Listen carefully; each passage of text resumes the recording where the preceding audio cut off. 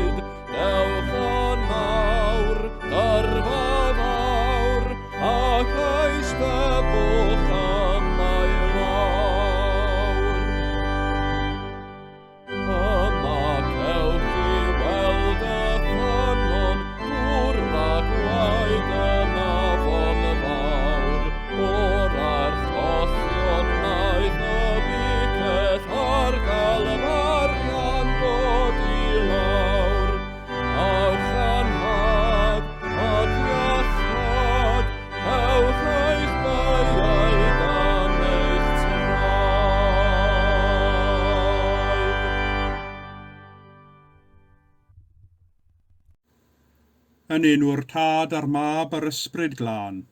Amen. Gras a thangnefedd a fo gyda chwi. Dad y gogoniant, sanctaidd a thragwyddol, edrych arnom y nawr mewn gallu a thrigaredd, bydded i'th nerth o'r chfygu ein gwendid, i'th lewyrch o leo ein dallineb, ac i'th ysbryd ein denu at y cariad hwnnw, sy'n cael ei ddangos a'i gynnig I ni gan dy fab, ein gwaredwr Iesu Grist. Amen.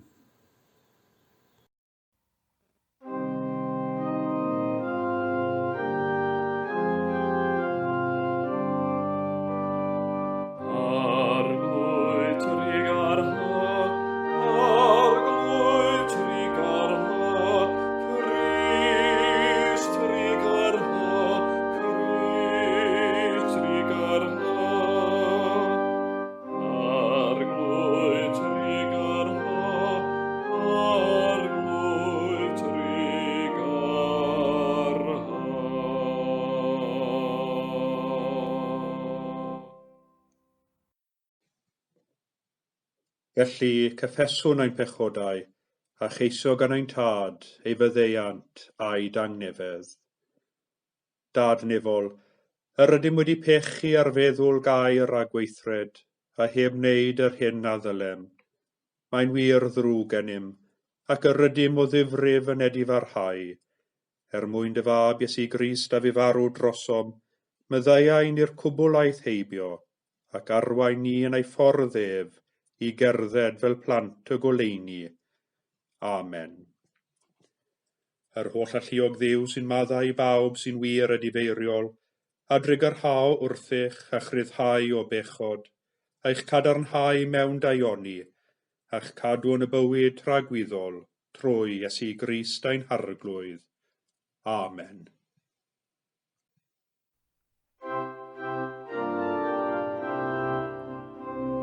Gogoniant I Dduw, gogoniant I Dduw, gogoniant yn y goruchaf. Gogoniant I Dduw, gogoniant I Dduw, gogoniant yn y goruchaf.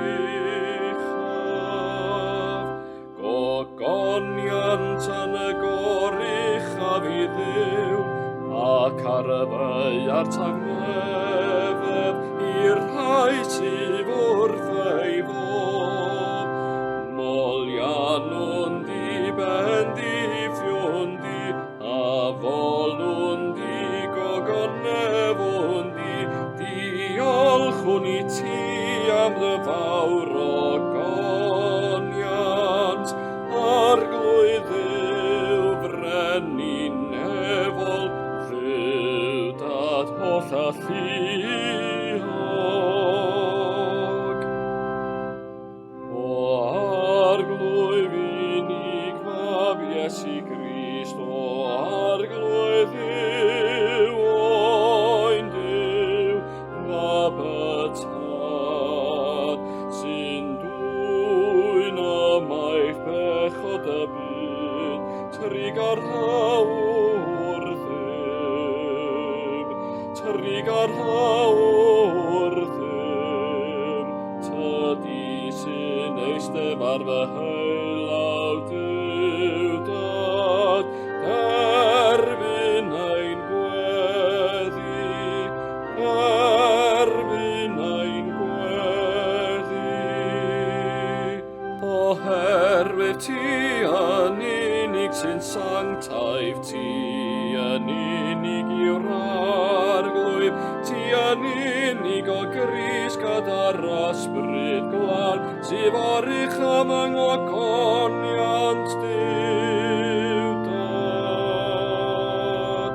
Gogoniant I Dduw, gogoniant I Dduw, gogoniant yn y goruchaf. Amen.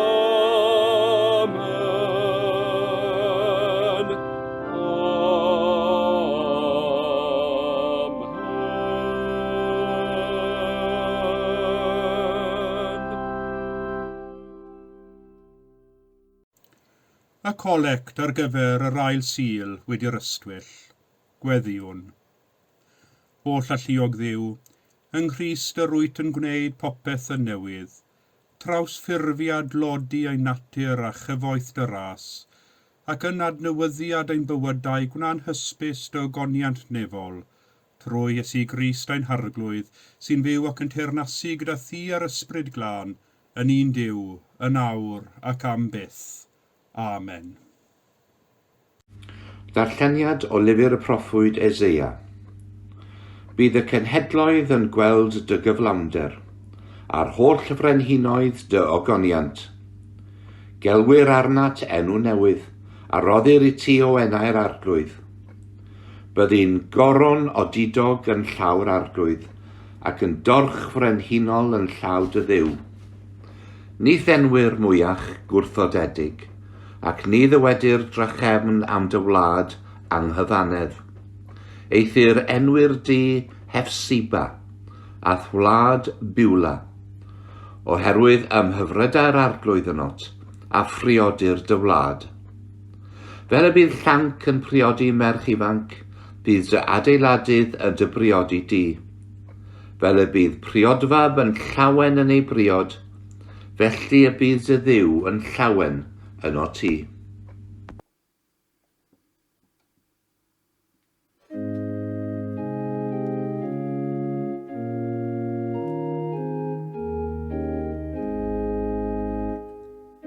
Ymestyn y cariad arglwydd hyd yn nefoedd, a ffyflondeb hyd y cymylau. Y maed y gyfiawnder fel y mynyddoedd uchel,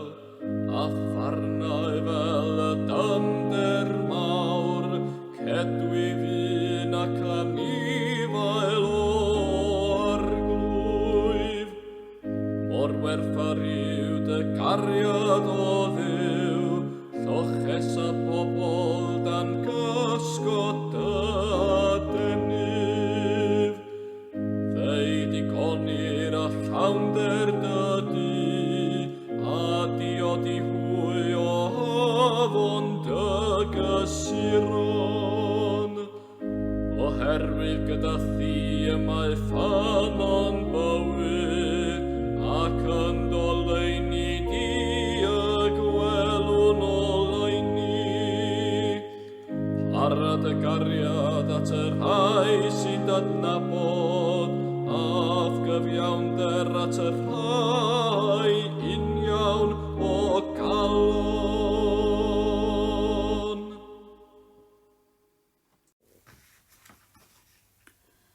Gwrandewch Efengyl Crist yn ôl Sant Ioan. Gogoniant i ti o arglwydd. Y trydydd dydd, yr oedd priodas yng Nghana Galilea, ac yr oedd mam Iesu yno. Gwahoddwyd Iesu hefyd a'i ddisgyblion i'r briodas. Pallodd y gwin, ac meddai mam Iesu wrtho ef, nid oes ganddynt win. Dywedodd Iesu wrthi hi, Wraig, beth sydd â fyny di a mi? Nid yw fy awr i wedi dod eto. Dywedodd ei fam wrth y gwasanaeth y ddion, Gwnewch beth bynnag a ddywed wrthych. Yr oedd yno 6 o lestri carreg i ddal dŵr, wedi ei gosod ar gyfer defod glanhad yr Iddewon, a phob un yn dal 20 neu 10 garrigan o alwyni. Dywedodd Iesu wrthynt, Llanwch y llestri a dŵr, a llanwasant hwy hyd yr ymyl. Yna meddai wrthynt, yn awr, tynwch beth allan ac ewch ag ef i lywydd y wledd, a gwnaethant felly. Profodd llywydd y wledd y dŵr, a oedd bellach yn win, heb wybod o ble roedd wedi dod, bod y gwasanaethyddion a fi'n tynnu'r dŵr yn gwybod. Yna galwodd llywydd y wledd ar y priod fab ac meddai wrtho, bydd pawb yn rhoi'r gwin da yn gyntaf, ac yna, pan fydd pobl wedi meddwi, y gwin salach, ond yr oedd ti wedi cadw'r gwin da hyd yn awr. Gwnaeth Iesu hyn y cyntaf o'i arwyddion yng Nghana Galilea. Amlygodd felly ei ogoniant a chredodd ei ddisgyblion ynddo. Dyma Efengyl yr Arglwydd, moliant i ti o Grist. Ond wyt ti wedi cadw'r gwin da hyd yn awr, rhan o'r 10fed adnod o'r ail bennod o'r Efengyl yn ôl Sant Ioan. Ydych chi erioed wedi cael y profiad hwnnw o ryw ffrind, aelod o'r teulu, neu pwy a wyr, hyd yn oed y ffeirad yn galw i'ch gweld chi yn ddi-rhybydd. Dych chi'n ei gwahodd nhw i mewn i'r tŷ a chynnig paned iddynt, ond wrth baratoi y te a mynd i chwilio am ryw flasysfwyd, fel besgïen neu ddarn o fara brith, yn sydyn chi'n darganfod bod y tin bisgedi a chacennau yn wag a'r cypyrddau'n llwm. Sdim amdani wedyn, ond mynd ar baned at eich ymwelydd ac ymddeheirio nad oes gennych rhywbeth arall i'w gynnig iddynt. Fel arfer, mae'r ymwelydd yn ddigon hapus, mae chael paned yn unig, ond am ryw reswm, dyn ni'n teimlo'r angen i ymddeheirio. Mae'r tŷ eddynom i ddechrau deimlo braidd yn euog, am fethu yn ein dyletswydd, a methu a chyrraedd y disgwyliad ein bod yn dangos lletygarwch priodol i'n hymwelydd. Mae fel petai rheolau a disgwyliadau anysgrifenedig yn bodoli pan mae'n dod i ddangos lletygarwch i ymwelydd, hyd yn oed un sy'n troi lan yn annisgwyl.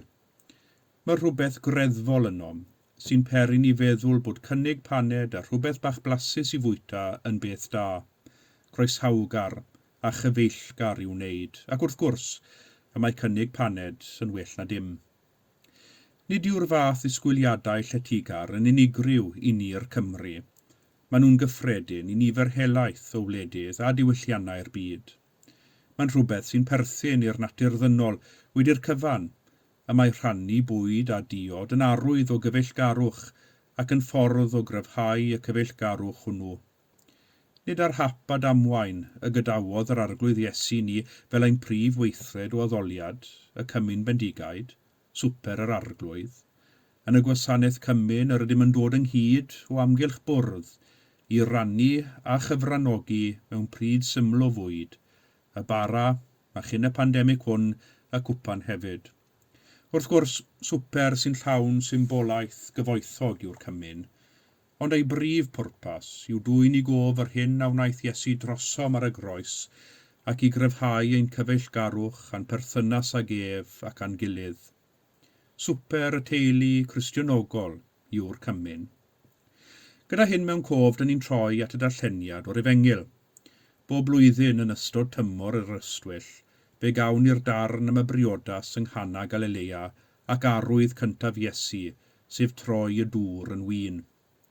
Dydy'r gair gwyrth byth yn ymddangos yn Efengyl Iwan. Mae'n gwell gan Iwan ddefnyddio'r gair arwydd i ddisgrifio'r gwirthiol. Wedi'r cyfan, y mae pob gwyrth yn ein cyfeirio ni yn ôl at ei hawdur, Iesu, ac at ei ddwyfoldeb ef. Trwy ei arwydd cyntaf o droi y dŵr yn win, y daeth ei ddisgyblion i gredu ynddo. Trwy dymor yr Ystwyll, fe welwn ni yn fwy, mae Iesu yw mab Mair a mab Duw, y gair a ddaeth yn gnawd. Yng nghyfnod Iesu yr oedd priodasau yn ddigwyddiadau mawr, nid yn unig i'r priodfab a'r priodferch a'i teuluoedd, ond i'r gymdogaeth gyfan. Digwyddiad cymunedol oedd priodas, a byddai'r gymdogaeth gyfan yn dod ynghyd i ddathlu. Dyn ni'n dueddol o ddweud bod priodasau heddiw wedi mynd dros ben llestri ychydig, ond yng nghyfnod Iesu, roedd priodas yn ddigwyddiad a oedd yn para am ddyddiau lawer, gyda'r wledd yn para tra bod y gwesteion yn aros. Roedd disgwyl ar deulu'r priodfab sicrhau bod digon o fwyd a gwin i ddiwallu anghenion y gwesteion i gyd, ac roedd methiant yn y ddarpariaeth yn cael ei ystyried yn sarhad ar y gwesteion. Mae'n anodd i ni heddiw werthfawrogi cymaint o argyfwng a choswyd wedi'r gwin ballu yn ystod y neithiwr yn y briodas yng Nghana Galilea. Efallai bod yna fwy o westeion na'r nifer oedd y trefnwyr wedi ddisgwyl, neu falle bod y gwesteion wedi bod ychydig yn fwy barus nag arfer wrth iddynt fwynhau y gwin. Fe allwn ni ond dyfalu. Ond roedd hi'n argyfwng, ac roedd angen achub enw da teulu a dathliadau y par priod. Dyma ni'n gweld Mair, mam Iesu, yn camu'r adwy. Hi sy'n gweld bod yna argyfwng yn codi, a hi yw'r un sy'n meddwl am ffordd o achub y sefyllfa. Gyda ffydd, mae hi'n mynd at Iesu i ddweud wrtho bod y gwin wedi pallu. Ar y darlleniad cyntaf, mae ymateb Iesu i bryder ei fam yn weddol swrth. Yn y Beibl Cymraeg Newydd fe gawn, pam yr wyt ti'n ymyrryd am i, nid yw fy awr wedi dod eto. Mae'r Beibl Cymraeg Newydd diwygiedig wedi meddalu ychydig ar yr ymadrodd trwy ddweud beth a fyny di am i. Ond yn y ddau ymadrodd, y mae Iesu fel petai yn dweud nid fy mhroblem i yw bod y gwin wedi pallu. Nid yma'r fan ar lle i mi ddangos fy ngallu dwyfol trwy achub gwledd briodas. Ond yr oedd Mair yn gwybod bod gan Iesu y gallu i achub y sefyllfa, ac mae'n ddiddorol y ffordd gwnaeth Mair anwybyddu geiriau Iesu bron, gan droi yn syth at y gwasanaethyddion a dweud wrthynt, gwnewch beth bynnag a ddywed wrthych. Yr oedd Mair yn gwybod yn ei chalon nad oedd Iesu yn mynd i adael i syrhad a chywilydd, syrthio ar y briodas oherwydd bod y gwin yn pallu. Yna fe welwn ni y wers gyntaf yn y stori hon, a hynny yn agwedd Mair. Bys yn hwyrodd hi bod yna argyfwng yn crynhoi ar y gorwel, ac yn lle anwybyddu'r argyfwng, yn lle golchi ei dwylo unrhyw gyfrifoldeb, fe aeth hi ati i geisio achub y sefyllfa, a hynny trwy fynd at Iesu a gofyn am ei gymorth. Sawl gwaith ydy ni, yn wyneb argyfwng, wedi camu yn ôl gan wneud esgus nad yw'n ddim i'w wneud â ni, a dweud wrthym ein hunain, a wel, cyfrifoldeb rhywun arall yw hwnnw, yn lle bwrw ymlaen mewn ffydd i fod yn rhan o'r ateb sy'n datrys y broblem. Mae Mair, fel y gwelwn ni, dro ar ôl tro yn yr Efengylau, yn un sy'n barod ac yn fynych yn ddiofn i gamu yr adwy gan ddal gafael yn ei ffydd yng ngallu Iesu. O na fyddwn ninnau yn gallu ymddiried yn Iesu yn yr un modd. Yna fydd own ni at galon y stori sef y llestri dal dŵr, 6 ohonynt, a phob un yn gallu dal 20 neu 10 ar 20 o alwyni. Mae hynny'n cryn dipyn o ddŵr, a byddai wedi cymryd dipyn o amser i'r gwasanaethyddion eu llenwi nhw. Ond beth sy'n bwysig i ni nodi yw bod y llestri'n wag. Doedd dim byd ynddyn nhw, ond awyr iach. Roedd yn llestri gweigion, a'i cynnwys eisoes wedi cael ei hysbyddu gan westeion y wledd mwyn cadw y defodau glanhad, cyn eistedd ac yn ymuno yn y pryd o fwyd. Roedd y llestri wedi cyflawni ei gwaith yn y wledd unwaith yn barod. Yn gyntaf, fe ofynodd Iesu i'r wasanaethyddion lenwi'r llestri a dŵr. Nid o ddim y creodd Iesu gwyn, ond yn hytrach fe gymerodd yr elfen mwyaf angenrheidiol i gynnal bywyd sef dŵr, ac yng nghyfnod Iesu byddai angen tynnu'r dŵr o ffynnon. Dyn ni'n ymal yn meddwl am ddŵr fel un o'r elfennau mwyaf cyffredin a gallwn ni feddwl amdano. Ond mewn gwlad dwym a sych, mae dŵr yn werthfawr iawn ac yn bryn. Digwyddodd y wyrth unwaith i'r llestri gael ei llenwi. Cofiwn fod hyn oll yn digwydd allan o olwg y gwesteion. Roedd ganddyn nhw ddim syniad beth oedd yn digwydd. Yr unig dystion i'r wyrth oedd y gwasanaethyddion, y disgyblion a Mair. Yr hyn yr oedd pawb arall yn profi oedd ffrwyth y wyrth, sef y gwin da. Canmol y priodfa ba wnaeth llywydd y wledd, yr un cyntaf i brofi'r gwin da, am gadw'r gwin gorau tan y diwedd. Nid tric consiriwr oedd hwn, nid gwyrth gyhoeddus i dynnu sylw at o'i hun fel achubwr y wledd briodas oedd hon, ond arwydd gan Iesu i gynorthwyo'i ddisgyblion i gredu ynddo. Mwynhau y gwin oedd gynt yn ddŵr a wnaeth pawb arall, heb wybod o ble y daeth. Ac yma fe welwn ni yr ail wers sydd yn y stori hon. Gallwn ni ar y degau deimlo fel llestri gweigion, wedi cyflawni ein gwaith ac wedi'n diysbyddu'n lan o'n hegni a'n gallu. A mae gan Iesu y gallu yn hadnewyddu, ein llenwi a'i ras hyd yr ymyl a'r dŵr bywiol sy'n ein bywio cau ac yn ein cynnal. A mae gan Iesu hefyd y gallu droi y dŵr bywiol hwn ynom yn win. Gwin da sy'n lloni eraill ac yn dod â llawenydd i'r byd, wrth i ni osod ein ffydd ynddo, ac fel ei ddisgyblion, credu ynddo. Amen. Cyd adroddwn y credon Eceia. Credwn yn un Duw, y Tad holl alluog, gwneithir o'r nef a deiar a phob peth gweledig ac anweledig. Credwn yn un arglwydd Iesu Grist, unig fab Duw, a genhedlwyd gan y Tad cyn yr oll oesoedd. Duw o Dduw, llewyrch o lewyrch, gwir Dduw o wir Dduw, wedi ei genhedlu, nid wedi wneithir, yn un hanfod ar Tad, a thrwyddo ef y gwnaed pob peth. Ein mwy ni ac ein hiachawdwriaeth, disgynodd o'r nefoedd, trwy nerth yr ysbryd glân daeth yn gnawd o fair forwyn ac fe gwnaed yn ddyn. Fe groeshoeliwyd drosom dan Pontiws Peilat, dioddefodd angau ac fe claddwyd. Atgyfododd y trydydd dydd yn ôl ysgrythyrau ac esgynodd i'r nef, ac yma'n eistedd ar ddy heilawr Tad, a daw drychefn mewn gogoniant i farnu'r byw a'r meirw, ac ar ei deyrnas ni bydd diwedd. Credwn yn yr ysbryd glân, yr arglwydd rhoddwr bywyd, sy'n deillio'r Tad a'r mab, ac ynghyd â'r Tad a'r mab a gyd a ddolir ac a gyd o goneddir, ac a lefarodd trwy'r proffwydi. Credwn yn un eglwys lan gatholig ac apostolig, cydnabyddwn un bedydd maddeuant pechodau, a disgwyliwn ym atgyfodiad y meirw, a bywyd y byd sydd i ddyfod. Amen. Gweddiwn ar Dduw, yn enw'r arglwydd Iesu, a drodd y dŵr yn win. Dros y byd a'i bobl, dros fannau ble ceir newyn ac epidemig, dros barthau ble ceir rhyfel a thrychinebau, a thros bawb sy'n gweithio yn yr ardaloedd hyn i ddod â cymorth i'r rhai sy'n dioddef. Gweddiwn hefyd dros bawb sy'n defnyddio ei doniau i ymladd yn erbyn y pandemig hwn. Arglwydd, yn dy drigaredd, gwrando a'n gweddi. Dros wleidyddion a newyddiadurwyr, dros bawb sy'n gweithio yn y cyfryngau, iddynt ddefnyddio ei dylanwad i ddatguddio'r gau a hyrwyddo'r gwir.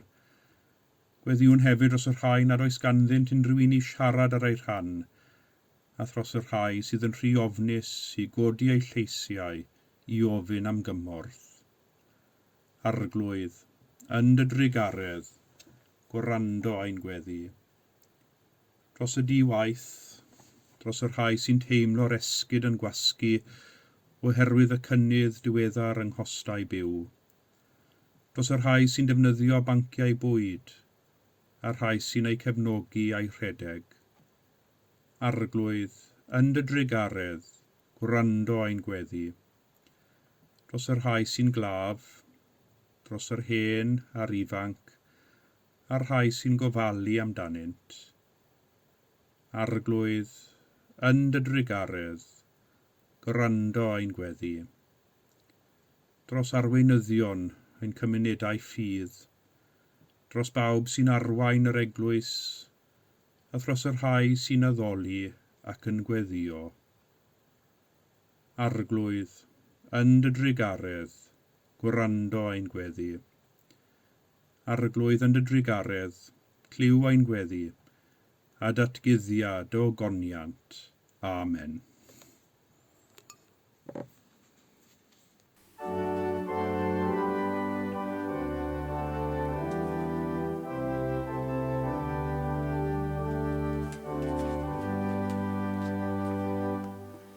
Camer arglwydd einioes uwch a seglu oll i ti. Camer fy mynydau fod y fydd yn llifo dy glod. Camer dif yn wyl o'n rodd, myth i wnaeth i'r wrth dy fo. Camerio'r fynaid roed i, gwna hwyn weddau fer o ti. Camer dif y thais yn lan, am fy mrennin boed fy nghan. Camer fy ngwefusau i, llan o hwynt a ffeiriau di. Camer fair ar dasu fim, ni'n i fyddwn atal dim. Camer fy nghandeddau'n llawn, i Gwasanaeth i tra bob dawn. Camer mwydd a wallus i, gwna hi'n un araidd o ti. Camer i ti'r galon hon, yn o'r seddfainc dan fy mron. Camer fy serchiadau nior, wrth dadrai drwy'n bwrwy stod. Camer arglwydd, camer fi, beth yn unig oll i ti.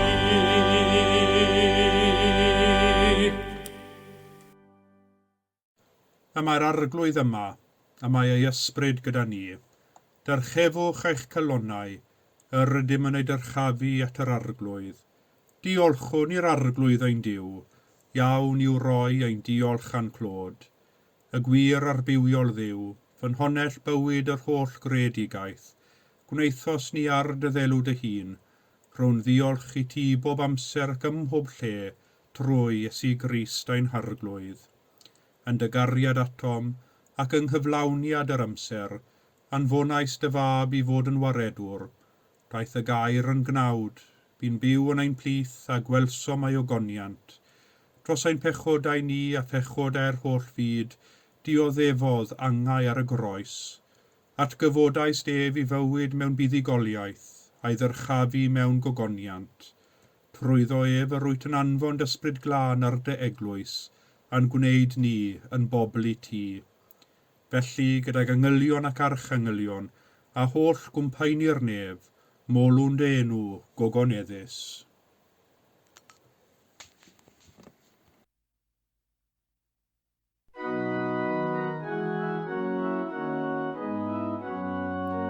Sanctae, sanctae, sanctae, arglwydd Duw gallu hanner. Nefadau ar sy'n llawn o ddogoniant, llawn o ddogoniant.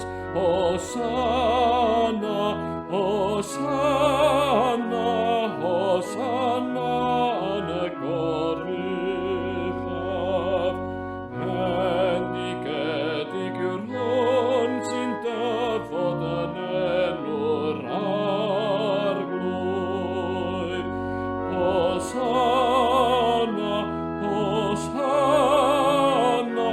Hosanna yn y goruchaf.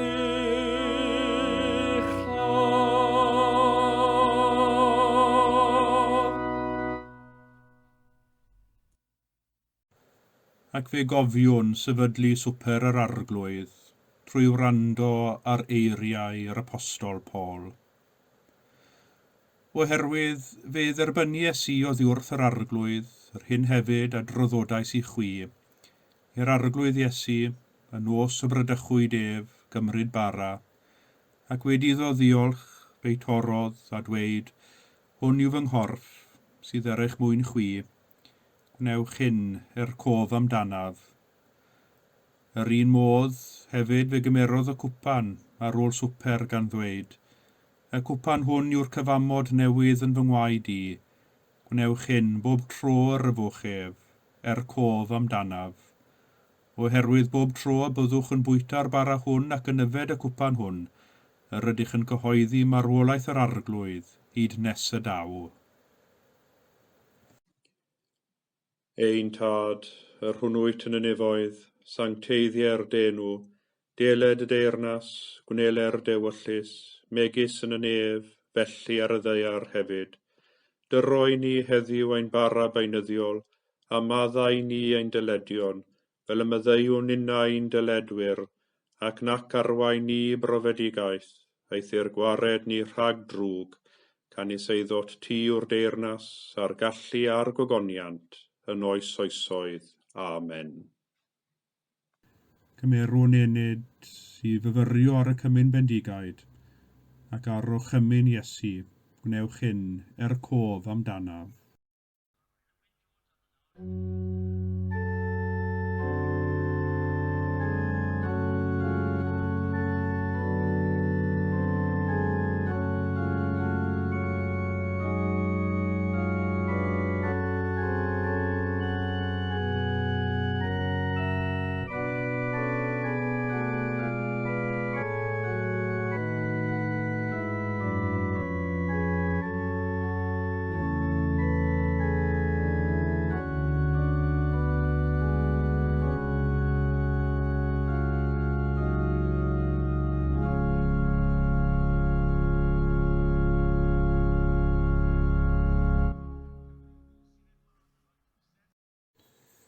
Gan gofio troion eisoes yr ydym wedi penlinio wrth fwrdd y cymyn, ac estyn ein dwylo i dderbyn y bara, corff Crist, ac yfed o'r un cwpan, gwaed Crist, gweddiwn gyda'n gilydd.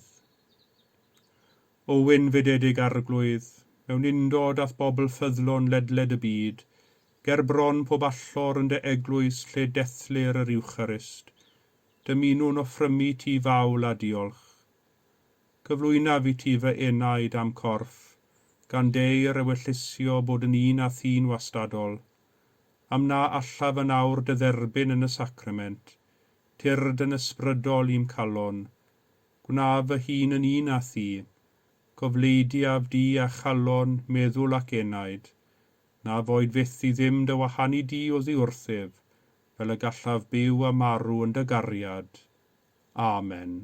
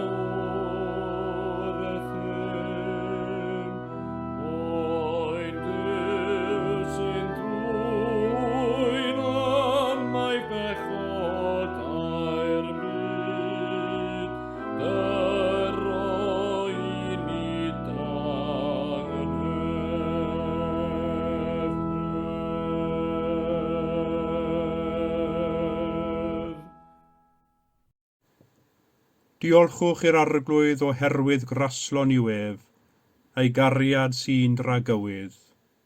Cydweddiwn, o ddiw'r gogoniant, yr wyt yn rhoi ni faith dy air sy'n fara'r bywyd, llanwn ni ath ysbryd glân, fel y disgleiria goleuni dy ogoniant trwom ni yn yr holl fyd. Gofynnwn hyn yn enw ein harglwydd, Iesu Grist. Amen.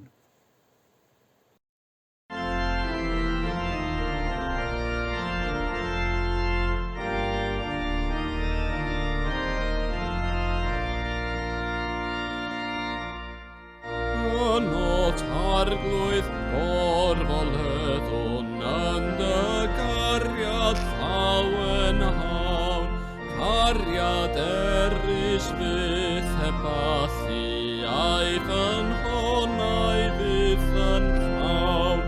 Brenin efadau ar lawr, molon y bydd dy henw mawr. Ti reol I bydoedd ym mhob storm lema ddaw, cadwyr weddw dan dy gysgod ar am ddifad yn dy law. Frenin efadau ar lawr, molon bydd dy henw mawr. Os yw'r bryniau yn dy glorian, os dy ddeddf sydd ar y môr, tiwran Dewi ni dy daran, lle bechadur wrth dy ddor. Brenin efadau ar lawr, molon bydd dy